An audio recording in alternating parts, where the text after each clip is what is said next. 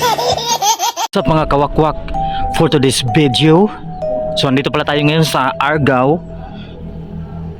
So Argao, Cebu, in the south of area of Cebu. Yan. So i-flex muna natin tong sa simbahan na to na pinakaluma dito sa south. Yan. Argao Church. Yung pinakalumang ano dito, simbahan. So ito yan guys, ito may ano dito, yan. Gawa pa yan ng mga Kastila. At dito ipiplex ko yung mga sinaunang libingan. Yan. Na maliit na chapel na yan ay sinaunang libingan yan. So puntahan natin mga kawakwak. Daan tayo dito. So ito yung sinaunang libingan guys. Ipakita ko sa inyo yung sign na talaga ito yung sementeryo noon. Tingnan nyo guys ang hugis. Yan. May hugis bungo. Tingnan nyo yan.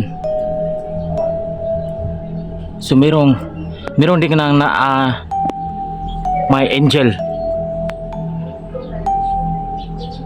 May hugis na angel. Hugis anghel.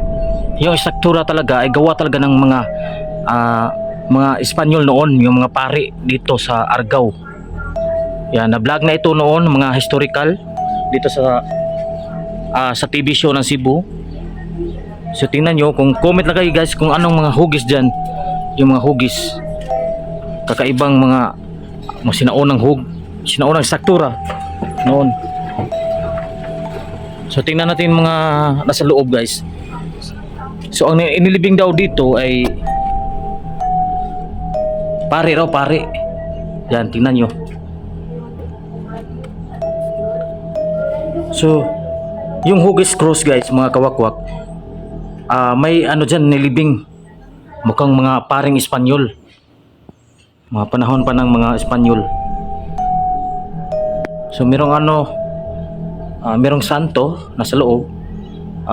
Comment na kayo kung anong santo yan, na merong bit-bit na bata. Si Saint Joseph pala yung santo. Yan, may nakalagay sa ibaba mga pangalan, si Saint Joseph. So tingnan yung structure sa dingding guys, sa taas. Yan ay ano, renovate na yan noon. Mga 20 years from now renovate na yan. Ni-renovate na. So hindi na yung original na struktura ang nakita nyo, kasi ni-renovate na ito. So may mga inilibing dito mga kawakwak nung unang panahon. Ipakita ko sa inyo mga iba dito, mga lumang-luma dito mga kawakwak. Isa itong historical place dito sa south. So nagpayong tayo, sobrang init. So dito guys, isa tong plaza.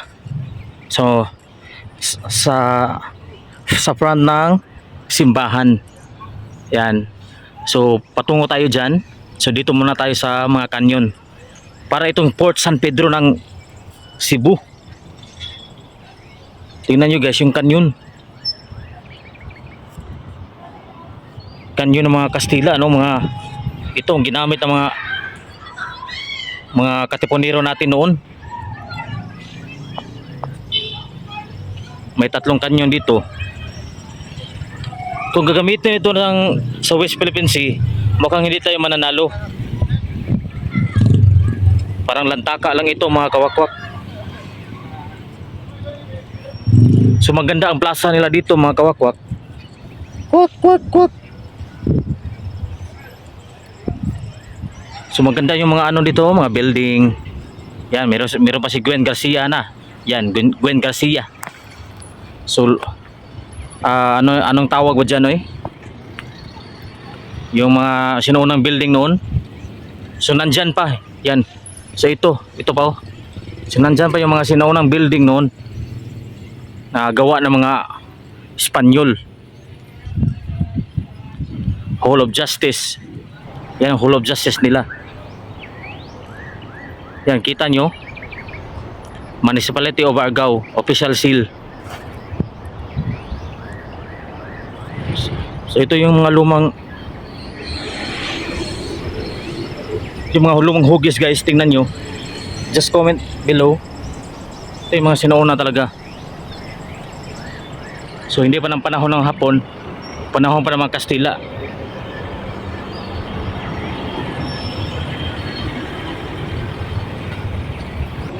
So maganda talaga simbahan dito guys, mga kawakwak, mga kabalbal, kwak-kwak. Maganda yung simbahan nila dito sa Argao guys, yan. Historical yung simbahan dito kasi marami na mga ano dito. Marami na mga naganap noong digmaan ng mga Kastila at Hapon. Yan. Maganda yung simbahan nila. Para itong Santo Niño kasi maraming mga kumpara yung mga building.